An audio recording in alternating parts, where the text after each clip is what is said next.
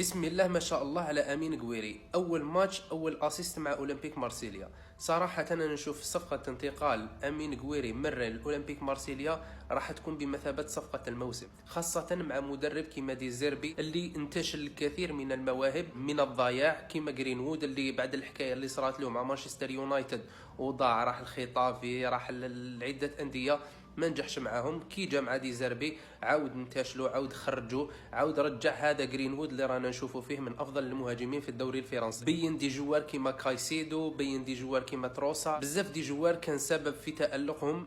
ان شاء الله نشوفوا دي زربي يعتمد عليه ويعاود يرجع له هذيك الثقه اللي راحت له بعد ما كان من افضل المهاجمين في الدوري الفرنسي. امين قويري في وقت من الاوقات وصلت القيمه تاعو حتى 50 مليون اورو، خلى حتى الريال تخمم تتعاقد معه، لكن كثره الاصابات وعدم ثقه بعض المدربين اللي دربوه في الانديه اللي يلعب فيها كيما رين خلته ربما يتراجع نفسيا معنويا، يتراجع من حيث القيمه الفنيه. ومن نوعيه اللاعبين المميزين، تكنيسيان، يعرف يلعب برجليه، يعرف يماركي، يعني لاعب موهبه تقدر تخرج منه بزاف كاليتي. تألق امين قويري مع مارسيليا خلال هذا الموسم سورتو مع مدرب كيما دي زربي راح يعود على المنتخب الوطني بايجابيات كثيره، خاصه انه المنتخب الوطني راح يستأنف تصفيات كأس العالم، راهي جايه لا كوب دافريك. يعني امين قويري لو كان يلعب كامل واش عنده من امكانيات راح يخلي اكبر الانديه تتنافس عليه، وراح يعطي لك قيمه فنيه وربما ما تلقاهاش عند افضل اللاعبين في العالم.